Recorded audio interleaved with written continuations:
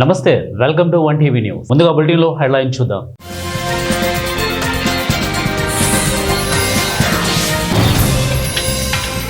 LTTE పునరుద్ధరణకు యత్నం, Sri Lanka మహిళపై ED దర్యాప్తు.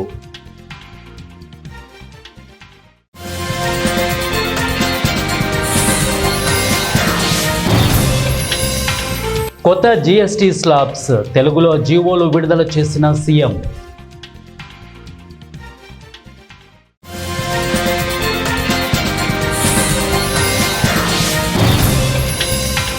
ఆల్మట్టి డ్యాం ఎత్తు పెంపును వ్యతిరేకిస్తాం, రేపు ఢిల్లీ వెళ్లి కేంద్రాన్ని కలుస్తాం, ఉత్తమ్.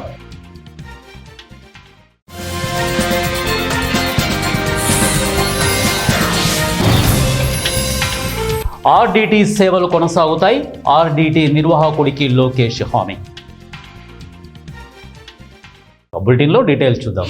కేంద్ర ప్రభుత్వం కొత్తగా తీసుకువచ్చిన జీఎస్టీ స్లాబ్స్ సోమవారం నుంచి అమల్లోకి వస్తున్నాయి. తద్వారా అనేక ఉత్పత్తులపై ధరలు భారీగా తగ్గబోతున్నాయి. దీనివల్ల రాష్ట్ర ప్రజలకు 8,000 కోట్ల ప్రయోజనం ఉంటుంది అని ఆంధ్రప్రదేశ్ ముఖ్యమంత్రి నారా చంద్రబాబు నాయుడు తెలిపారు. ఈ మేరకు జీఎస్టీ 2.0కి సంబంధించిన జీవోలను సీఎం విడుదల చేశారు. ఉండవల్లిలోని క్యాంపు కార్యాలయంలో జీఎస్టీకి సంబంధించి తెలుగు జీవోల బుక్లెట్ను ముఖ్యమంత్రి ఆవిష్కరించారు. అనంతరం అధికారులతో రాష్ట్ర పనుల విధానంపై సమీక్షించారు.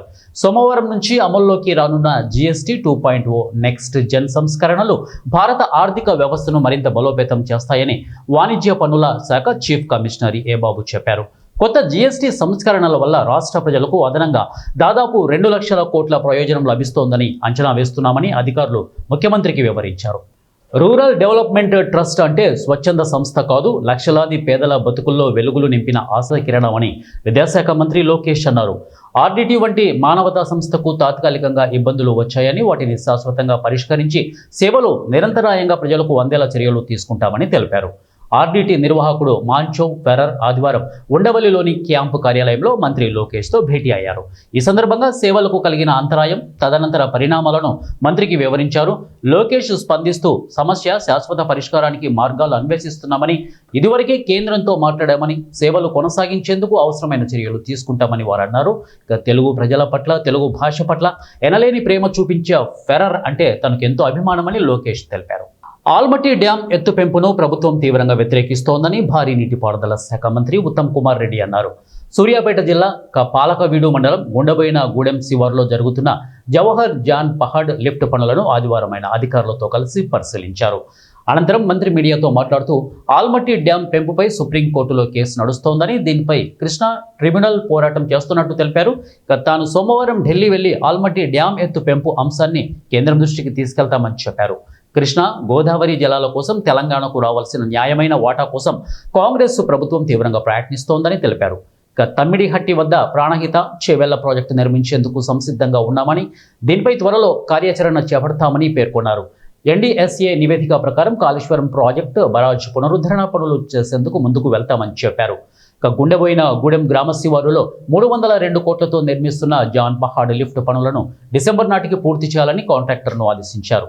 నిషేధిత తమిళ ఉగ్రవాద సంస్థ లిబరేషన్ టైగర్స్ ఆఫ్ తమిళ్ ఈలం అంటే ఎల్టీటీఈ పునరుద్ధరణకు శ్రీలంక మహిళ ప్రయత్నించింది.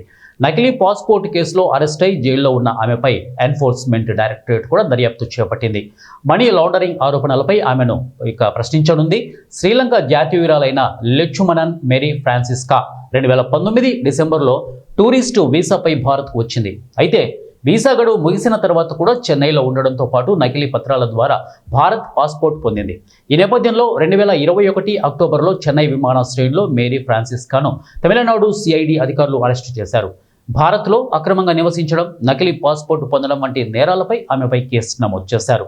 ఉమ్మడి కర్నూలు జిల్లా పేపిలి మండల పరిధిలోని వెంగళంపల్లి చెరువులో 4 నెలల క్రితం పూడ్చిపెట్టిన పత్తికొండ మండలం చక్రాల గ్రామానికి చెందిన పద్మనాభరెడ్డి మృతదేహాన్ని ఆదివారం పత్తికొండ పోలీసులు స్థానిక పోలీసులతో కలిసి వెలికితీశారు.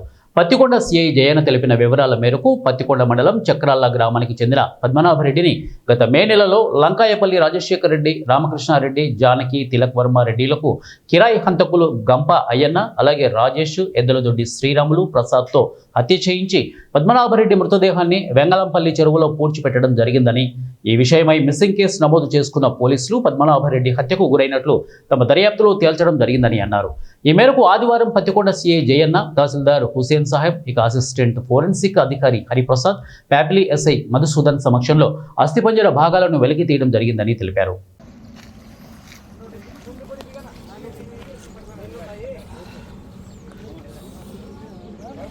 లక్షణ వాళ్ళందరూ అన్న చెప్పు, ఇది ఒక్కదే మనం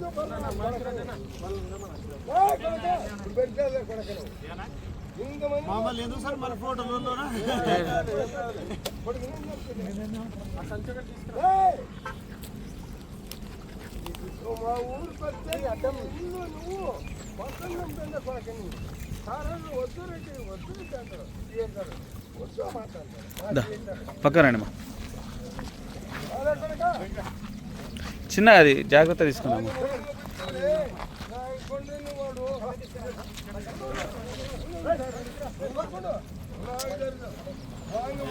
వేసేయమ్మా.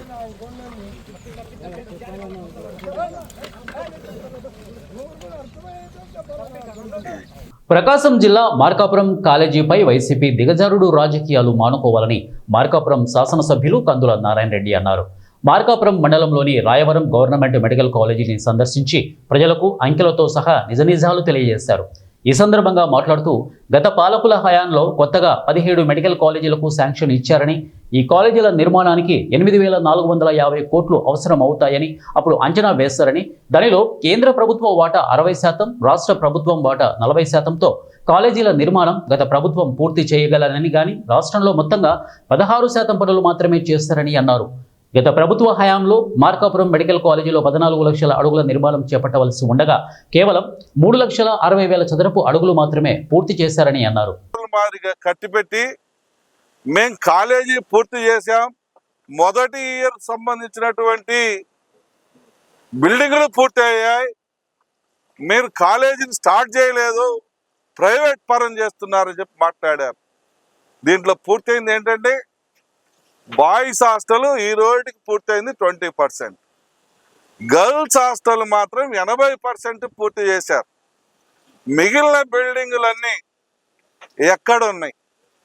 2024 జూన్ 28వ తారీఖున ఎన్ఎంసి వాళ్ళు, నేషనల్ మెడికల్ కౌన్సిల్ వాళ్ళు ఈ యొక్క గ్రౌండ్ ఈ ప్రాంతాన్ని సందర్శించి వాళ్ళు ఒక హాస్యాస్పదమైనటువంటి నవ్వు నవ్వి ఇక్కడ మెడికల్ కాలేజ్ ఏ రకంగా ప్రారంభిస్తారు, ఈడ ఏముందని ప్రారంభిస్తా ఉన్నారు, ఒక్క బిల్డింగ్ సక్రమంగా లేదు, అనాటమీ బిల్డింగ్ లేదు, ఫిజియాలజీ బిల్డింగ్ లేదు, బయోకెమిస్ట్రీ బిల్డింగ్ లేదు, ఏ బిల్డింగ్ లేకుండా ఏ రకంగా కాలేజ్ పెడతారని చెప్పి క్యాన్సిల్ చేసిపోయారు. ఇది కూటమి ప్రభుత్వం క్యాన్సిల్ చేసింది కాదు. సరే, 8,450 కోట్లకు గాను మీరు ఇచ్చింది ఎంత? 1,450 కోట్లు మాత్రమే ఇచ్చి చేయి దులుపుకున్నారు. కానీ మీరు తెచ్చింది ఎంత? 13,000 కోట్ల రూపాయలు మెడికల్ కాలేజీల మీద మీరు రుణం తీసుకొచ్చారు. ఆ రుణం డబ్బులు ఎక్కడికి పోయినాయి? ఎందుకు మరి ఈ కాలేజీలు పూర్తి చేయలే? ఎందుకు ఈ ప్రాంతం పట్ల మీరు వివక్ష చూపించారు? ఎందుకు ఈ ప్రాంత ప్రజల చెవులలో పూలు పెట్టారో మీరు ప్రజలకు సమాధానం చెప్పాలా. మీరు ఇచ్చింది ఎంత అండి? 3,81,61 లక్షల స్క్వేర్ ఫీట్ కడితే మీరు బిల్లు ఇచ్చింది 27 కోట్ల రూపాయలు. మా ప్రభుత్వం వచ్చిన తర్వాత మళ్ళా మేము కాంట్రాక్టర్కు 40 కోట్ల రూపాయలు మీ బకాయిలు కట్టారు. 478 కోట్ల రూపాయల ప్రాజెక్టుకు ఇది అయితే పైన ఉన్నటువంటి 27 కోట్లు ఇచ్చి 450 కోట్లలో ప్రాజెక్టు పూర్తి కాకుండానే పూర్తి చేసినామని చెప్పి ప్రారంభోత్సవం చేసుకొని పోవడానికి మీకు సిగ్గు అనిపించలేదా? ఆయన పక్కన నిలబడి తందానాన్ని కొట్టడానికి మీరు అసలు మనుషులా అని అడుగుతా ఉన్నా. అడిగేది లేదా? అయ్యా నీళ్ళు ఎందుకు ప్రారంభోత్సవం చేస్తున్నావయ్యా? ఈ ప్రాంత ప్రజలు చెప్పులతో కొడతారయ్యా, మోసం చేస్తే మమ్మల్ని చెప్పులతో కొట్టించద్దయ్యా అని చెప్పి మీరు అడగాలి కదా. జేజేలు కొట్టి సంకలు ఎగరేసి కొట్టి మళ్ళా మేమేదో వెలుగొండను ఉద్ధరించినాం, మీరు ఉద్ధరించండి అని చెప్తారా? 5లో టెండర్లు పిలుస్తాం. అప్పుడున్న పార్టీ అదే కాంగ్రెస్ పార్టీ. మీరేమన్నారు? మేము వైఎస్ఆర్ పార్టీ వాళ్ళ ముందు 5 సంవత్సరాల అధికారంలో మాట్లాడతారా? అంటే రంగులు మార్చుకొని సొక్కాలు తొడుక్కున్నంత మాత్రాన మీ పార్టీలు మారుతాయా? అంటే మీరు పార్టీ మార్చుకుంటే ఆ రోజు కాంగ్రెస్ పార్టీలో ఉన్న నాయకులు 90% ఈ రోజు మీ వైఎస్ఆర్ పార్టీలో లేరా? వాళ్ళే కదా వీళ్ళు. మరి 2005లో మీరు పూర్తి చేస్తామని టెండర్లు పిలిచారు. మరి 2009 నాటికి 3 సంవత్సరాల్లో పూర్తి చేయాల్సిన ప్రాజెక్టును 12% పూర్తి చేశారు. 2009-14 మీరే అధికారంలో ఉన్నారు. ఆ 9-14 కాలంలో 26% చేశారు. మరి 14-19 కాలంలో మేము అధికారంలో ఉన్నాం. మేము ఆ రోజు 16% పూర్తి చేశాం. మరి 2019-24 మధ్యన రంగులు మార్చుకున్న చొక్కాలు తొడుక్కున్నటువంటి కాంగ్రెస్ పార్టీ నాయకులు వైసీపీలో చేరి ఏం ముద్దరిచ్చారు ఈ ప్రాంతానికి? మీరు చేసిన పని విలువ ఎంత? మీరు చేసిన పని పర్సెంటేజ్ ఎంత? 2%. ఇగో లెక్కలు. డిపార్ట్మెంట్ పరంగా 2.06%. 2014-19 మధ్య కాలంలో 16%, 2019-24 కాలంలో 2.06%, 2024 నుంచి 25 వరకు ఈ రోజుటి వరకు 5.31%. ఈ ప్రభుత్వం పనిచేస్తా ఉంది. ఈ ప్రజలకు ప్రభుత్వాలు పనిచేసే కదా ప్రభుత్వాలు. మీరు ఉద్ధరిస్తామని చెప్పి ఈ ప్రాంతానికి ఏదో న్యాయం చేస్తామని చెప్పి మీరు చేసింది ఎంత? మీరు ఖర్చు పెట్టింది ఎంత? మీరు ఏం పని చేసి ఏం ఉద్ధరించారు? ఏం చేయబోతా ఉన్నారు?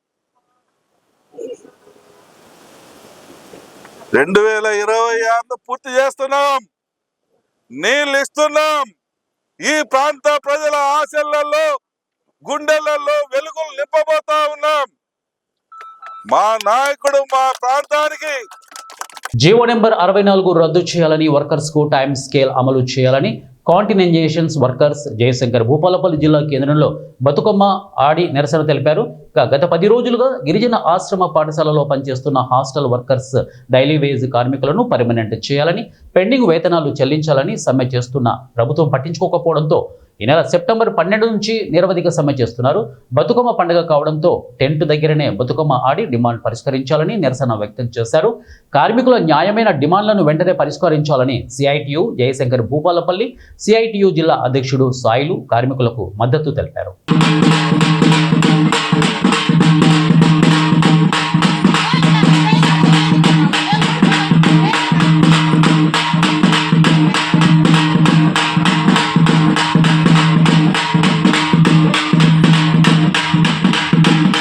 జయశంకర్ జిల్లా భూపాలపల్లి మండల కేంద్రంలోని అంబేద్కర్ సెంటర్లో కాంగ్రెస్ నాయకులు తెలంగాణ మాజీ ముఖ్యమంత్రి కేసీఆర్, మాజీ ఎమ్మెల్యే గండ్ర వెంకటరమణారెడ్డి దిష్టిబొమ్మను దహనం చేశారు.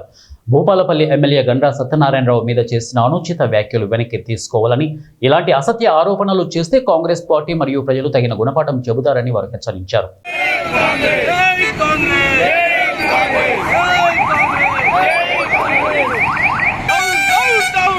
విశాఖపట్నం ఆర్కే బీచ్లో ప్రమాదం త్రుటిలో తప్పింది. విజయనగరం జిల్లా గజపతి నగరం మండలం అలాగే ముదిచెర్ల గ్రామంలోని సూర్యనారాయణ గ్రానైట్ కంపెనీలో పనిచేస్తున్న రాజస్థాన్కు చెందిన 8 మంది యువకులు విశాఖపట్నం బీచ్లో సముద్రంలో స్నానం చేస్తున్నారు. ఆ సమయంలో రాజ్పుట్ వర్గానికి చెందిన నప్రీత్ సింగ్ కుమారుడు 25 ఏళ్ల భవానీ సింగ్ సముద్రపు కెరటాలకు గల్లంతయ్యాడు. వెంటనే విధుల్లో ఉన్న పోర్ట్ మెరైన్ పోలీస్ సిబ్బంది, head constable GM Naidu, constable కిరణ్తో పాటు జీవీఎంసీ లైఫ్ గార్డ్స్ పోలిరాజు అలాగే గురునాథులు అప్రమత్తమయ్యారు. వీరంతా కలిసి భవానీ సింగ్ను సముద్రం నుంచి ఒడ్డుకు తీసుకొచ్చి రక్షించారు. అనంతరం అతని ఆరోగ్యం నిలకడగా ఉండడంతో కౌన్సిలింగ్ చేసి కుటుంబ సభ్యులతో పంపించారు.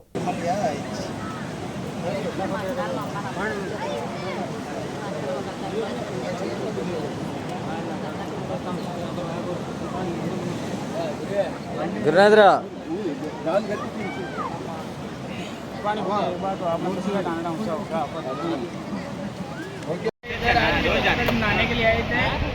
हमारे एक मेंबर समुद्र में जा रहा था, इसलिए हमारे को पुलिस वालों ने हेल्प किया, हमें बचाया।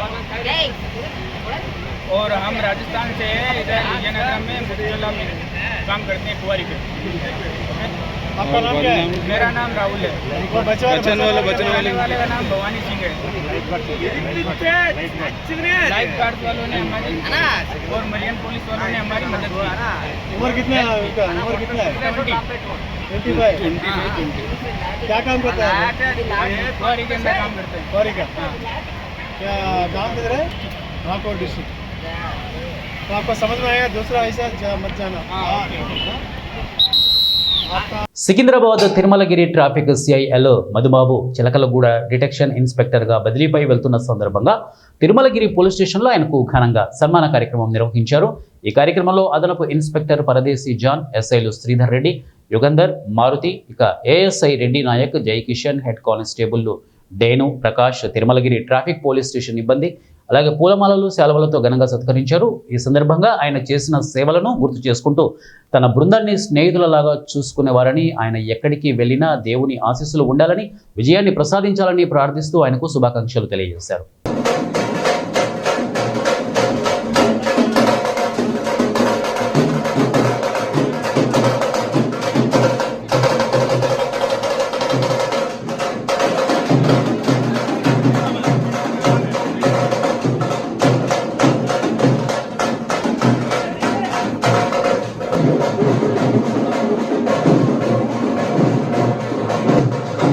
బులెటిన్ ముగించే ముందు హెడ్లైన్స్ మరొకసారి.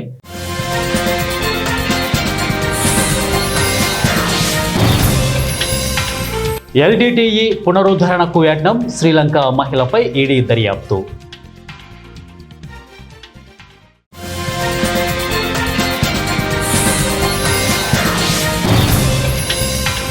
కొత్త జీఎస్టీ స్లాబ్స్, తెలుగులో జీవోలు విడుదల చేసిన సీఎం.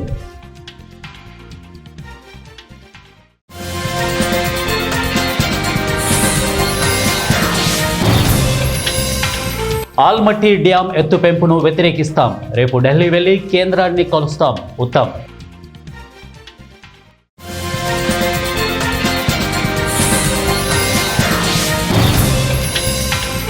ఆర్డీటీ సేవలు కొనసాగుతాయి, ఆర్డీటీ నిర్వాహకుడికి లోకేష్ హామీ. ఇవే బులెటిన్ అప్డేట్స్. నెక్స్ట్ బులెటిన్లో కలుద్దాం. Until then keep watching One TV news. ప్రతిక్షణం ప్రజల పక్షం.